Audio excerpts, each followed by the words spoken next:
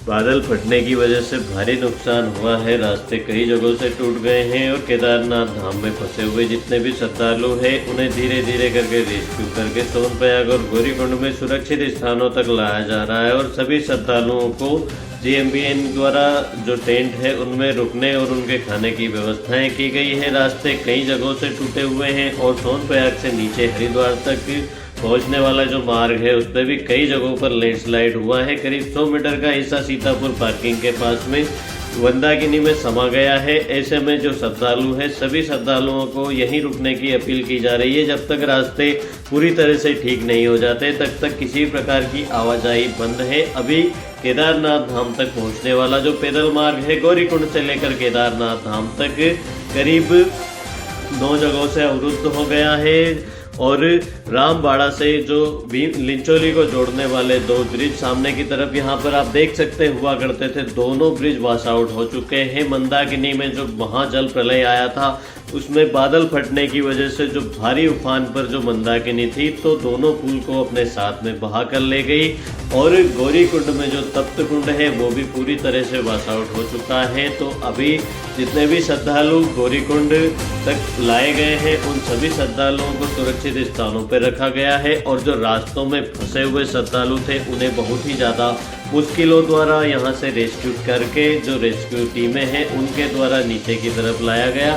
दोस्तों रास्ता जो है पैदल मार्ग करीब 9 जगहों से टूटने के कारण जो श्रद्धालु है बीच बीच में फंस गए थे, जिन्हें जंगल के रास्ते जैसे तैसे करके बहुत ही ज़्यादा मुश्किलों द्वारा सभी श्रद्धालुओं को नीचे की तरफ लाया जा गया है। और अभी भी रेस्क्यू ऑपरेशन चल रहा है। बहुत सारे जो श्रद्धालु हैं अभी भी रास्तों में फंसे हुए हैं। जो श्रद्धालु सुरक्षित स्थानों पर है उनके साथ में जो श्रद्धालु यात्रा कर रहे थे उनका कहना है कि हमारा उनसे कोई संपर्क फिलहाल नहीं हो पा रहा है। तो सभी श्रद्धालुओं से निवेदन है कि कृपया धैर्य बनाए रखिए।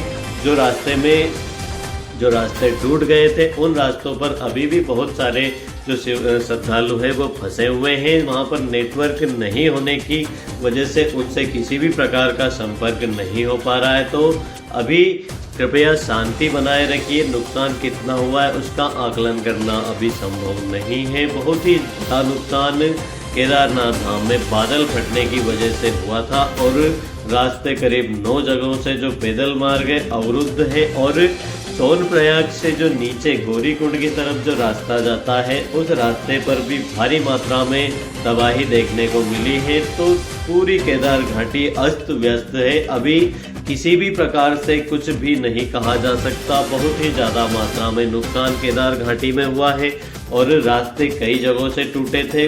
कुछ होटल भी दोस्तों इनमें बहे हैं और बहुत सारे यात्री भी लापता हैं। तो अभी कितना नुकसान केदार घाटी में हुआ है उसका कुछ भी नहीं कहा जा सकता। मगर सभी श्रद्धालुओं से लगातार ही प्रशासन द्वारा अपील की जा रही है कि कृपया शांति बनाए रखिए।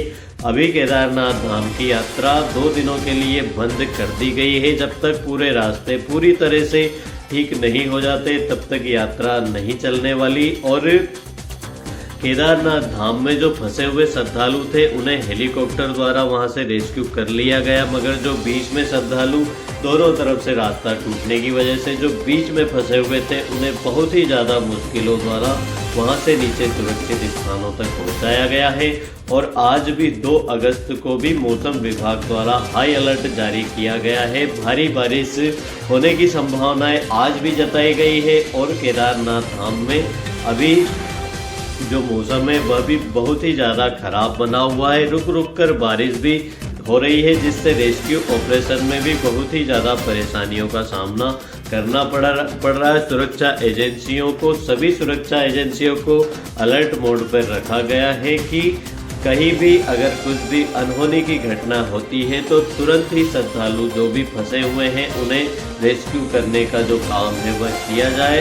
फिलहाल दोस्तों यात्रा बंद कर दी गई है और जो केदारनाथ धाम है यहाँ पर बहुत ही बड़ा नुकसान देखने को मिला है। 2013 आपदा के बाद में इतनी ज़्यादा मात्रा में यहाँ पर नुकसान नहीं हुआ था। बहुत सारा जो पुल है वो भी बहे, बहुत सारे जो सड़कें हैं वो भी मंदाकिनी में समा गई। मंदाकिनी का जो जल स्तर है बहुत ही ज़्यादा बढ़ा हुआ था। 2013 के बाद में इतना ज़्यादा जल स्तर मंदाकिनी का कभी भी नहीं देखा गया। तो आप सभी यात्री जितने भी फंसे हुए हैं सभी से निवेदन है कि कृपया शांति बनाए रखिए। जब तक रास्ते पूरी तरह से ठीक नहीं हो जाते, जब तक यात्रा नहीं चलने वाली है।